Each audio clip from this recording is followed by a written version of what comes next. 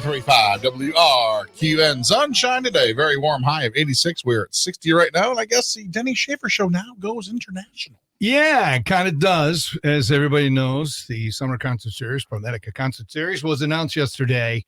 And concert number one, Uno, kicking off the season will be July 7th, Killer Queen, featuring Patrick Myers. And if you're up on Facebook right now, you'll see that it's me, Suzie, and a guy who really looks like Freddie Mercury. It is Patrick Myers. And Patrick, welcome to the show and to America once again. Oh, thank you. Thank you. Listen how good that sounds. Good. He's over in, where are you? What part of England? Are you in London? I'm just outside London. I'm towards the coast. Cool. So the first thing that we were talking about this morning is, okay, what will Patrick look like? You know, because we knew it would be, afternoons. And so are you, is this how you look every day?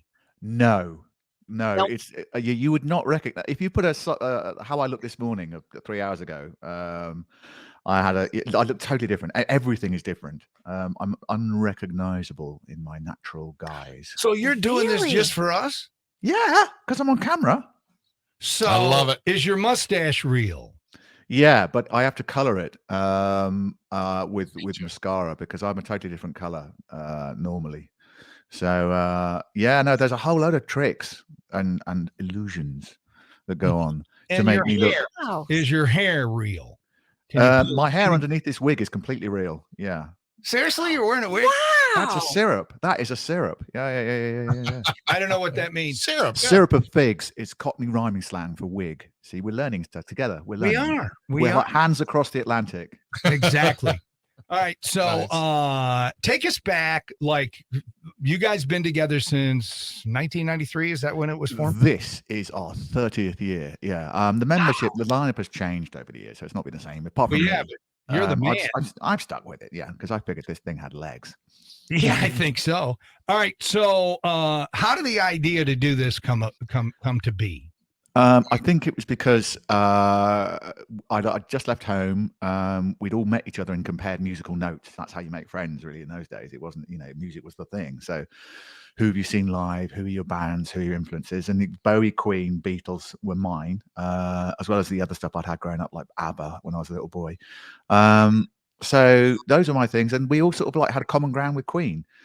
And then we got the news within a few weeks of that Freddie was ill, and then suddenly he died. So we went, because we were in this big halls of residence and it had an old piano, battered up piano in the laundry room there. We started singing Queen songs to each other. So this was before tributes were happening. And then just at that same moment, the tributes started to happen as Freddie passed. Like there was this thing called Bjorn Again that was suddenly touring, which was doing ABBA, which I thought was fascinating.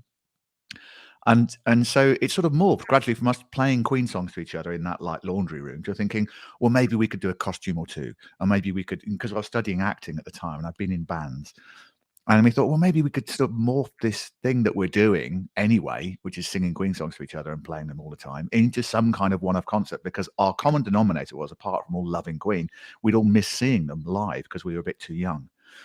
So we thought, well, we could do some kind of Queen concert, so we could have that feeling of, those songs live and putting your hands in the air for Radio Gaga and everyone going crazy, and we thought we could do it, but we'd be the ones on stage, and we thought, we thought, we had highfalutin aims. We thought we'd raise a bit of money for the Mercury Phoenix Trust. We thought we'd probably get invited to some posh parties and, and have a sort of fairly debauched time there. So it was a whole host of different reasons, but mainly we missed seeing Queen live. And we were upset, and we were doing it anyway. We were singing the songs and teaching you the songs anyway. So it was just one of those weird timing things. And then once I'd done the first concert, it just exploded. It was a glorious evening. That first show was like one of the best nights. Still remains one of the best nights of my life. It was so Wait a minute, transformative. the first show you ever did? Yeah. The guy who put us on said he'd never. Where? He said he'd never seen a crowd reaction like it. I think I'm not trying to blow our own trumpet there. I think there was because we were playing our first show in front of about 1,000 students, we got offered this headline ball. It was like Cinderella. You can go to the ball. We'd never done a show before, but they'd run out of their entertainment's license. So they were about to put Nirvana or Suede on, and they couldn't do it because they had no entertainment license. They had to put a student act on because they could get around it. So that suddenly the headline act that's supposed to be this big thing that's all over London was going to be little old us with our little Queen tribute. So honestly, we were transformed into this, and presented as this extraordinarily well honed act. And it was our first ever show, so we were terrified. But the whole audience was so excited to see Queen again in whatever form, whatever guise, and it was us, and just see their own student contemporaries dressing up and doing that was such a new thing then. It wasn't like, oh yeah, we've seen the tributes. It was so new that we were carried on a sort of pretty much a wave of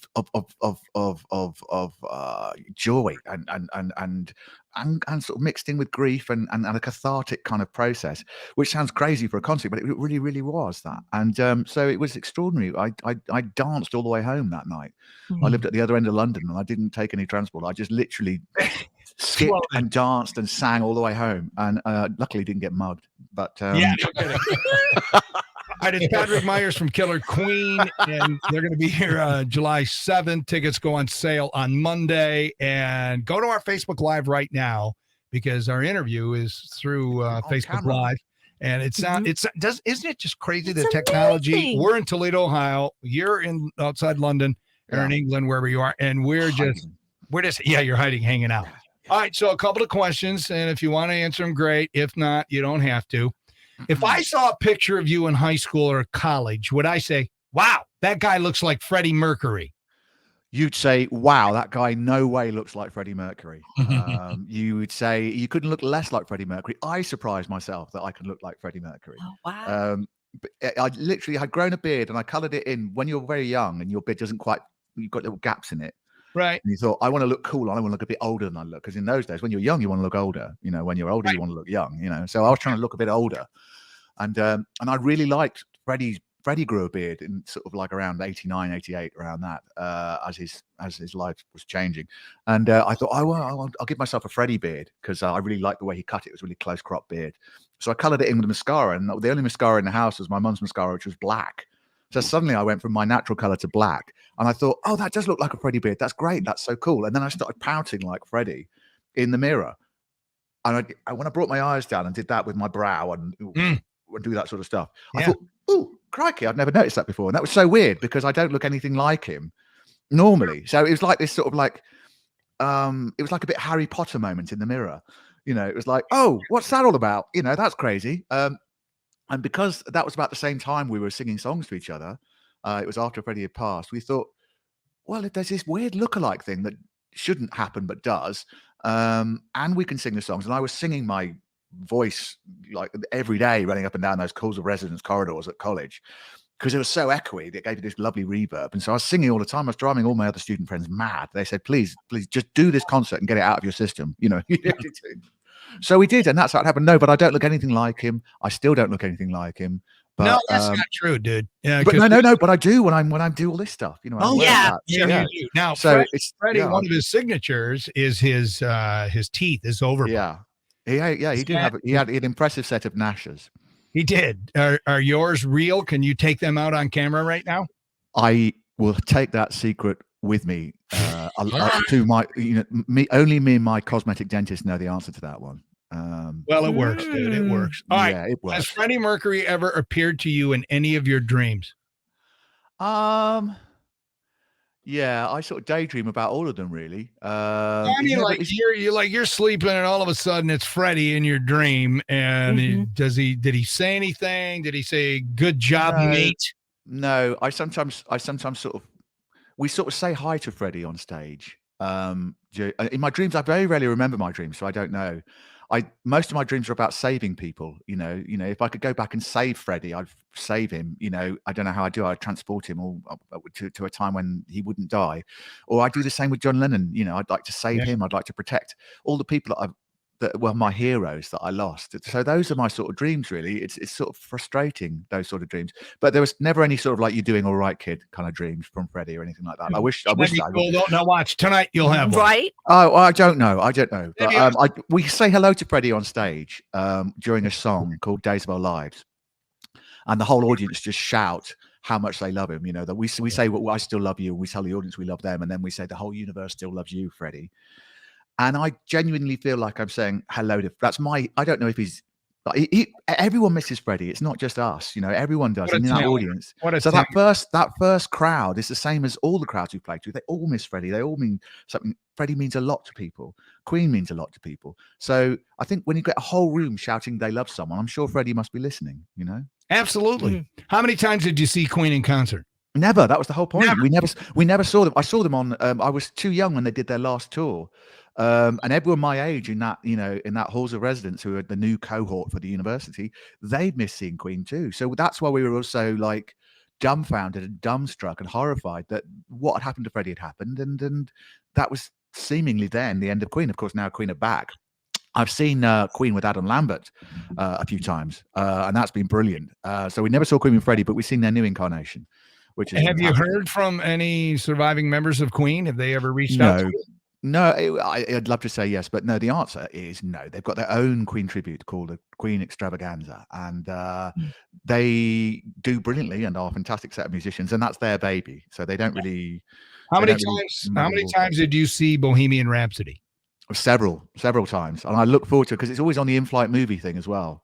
So you can watch it if you want to when you're traveling to do lots more Queen. You can sort of overdose on Queen. So you were here last year in Toledo. Favorite memory of Toledo, Ohio, as you're sitting here talking to us? It's an amazing crowd playing that event because you've got all the people there in front of you, and then all the people further back, and all the people to the sides.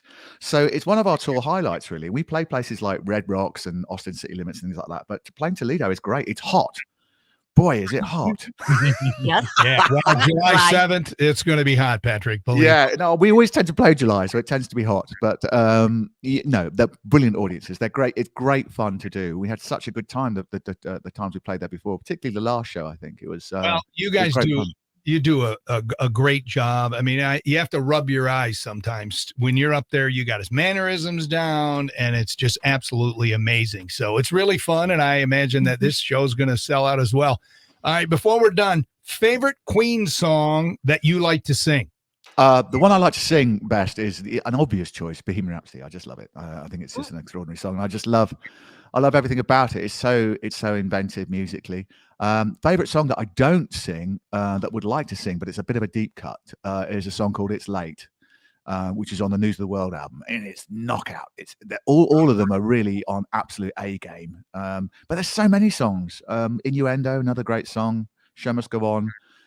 There's just it's. Will very you hard to change pin up me the down. playlist for this year? Yeah. We change up the playlist. There's a lot of stuff you can add and subtract with the Queen sets. So, All right, yeah. Susie, Paul, any other questions before I ask a favor of Patrick Myers? Yes, Paul. I just want to remind folks we got a boatload of people watching on Facebook Live right now. So many people right now are A, amazed by how you look, and B, commenting on last year's show, how they're coming back again. Yay! There's a boatload Great. of people who are hopped up already. Yeah. Thank you. Tickets go on sale on Monday. What is it? At 10 o'clock, ProMedicaLive.com. ProMedicaLive.com. Susie, you got anything for 'em? No, we're good. We're good. All right. So before you go, Yeah. have radio stations ever asked you to do like radio liners? Like, Oh, all the time. Patrick Yeah. Myers from Killer Queen, and you're listening. Hey, it's Patrick Myers from Killer Queen. Yeah. All right. So we need you to do one of those. Okay. And we're going to just do it live here because we don't really rehearse anything. We just kind of wing it on this show. Yeah, why not? Well, I'd like you to go, hi, it's Patrick Myers from Killer Queen, and you're listening to 93.5 WRQN, Toledo's Greatest Hits. Can you do that? WRQN. WRQN, Toledo's Greatest Hits. Go ahead. Hey, it's Patrick Myers from Killer Queen, and you are listening to WRQN, Toledo's Greatest Hits. That's not I bad. like it. That's real It's good. very good. All right. I need you to just back away from the mic just a fuzz. Yeah. I'm coaching you because we're going to play these liners. All right. Now, look, we're going to edit this one. So I'll tell you what to say, and you just say it right after me. You ready? Okay, yeah, sure. You're listening to Denny, Susie, and Paul, You're listening to Denny, Susie, and Paul. the best morning show ever on air in Toledo. The best morning show ever on air in Toledo. Tell all your friends to listen to 93.5 WRQN. Tell all your friends to listen to 95 W something, something, something, something, something, something, something. 93.5 WRQN. 93.5 WRQN. Dude, that was That's awesome. Thank you, Patrick. Oh, Now we Suzie and I did the stage announcements for you last year. I don't know. Maybe Yeah. we'll be. Maybe we'll be asked do it. back. Now, are you one of those guys that don't want to be bothered before the show, or can we say hi if we get asked? when I'm on tour, I'm ready to be bothered. You know, So you're okay. I'm in public mode. Yes, you can bother me. Hang Yeah. out in his trailer. We'll bring him a drink. Can we hang out in your trailer and enjoy cocktails? Do you cocktail up before you go out there? No, I don't cocktail up before I go out there. I sometimes have a glass of champagne after the show, though, so we could do that. Oh, okay. Okay, we can do that. Paul, get some Dom Perignon. Will do. See if the station will expense it. Write that Probably on. not. Cristal, if they've got any. Whoa. Oh, look at that. He's making a request. All Like a right, true Patrick, performer. thank you so much for going on with us. It's a pleasure. You guys are talented, and we're looking forward to seeing you on July 7th. Oh, it's been such fun. Thank you. There you go, people. Facebook Live. There you go. So share this with everybody you know.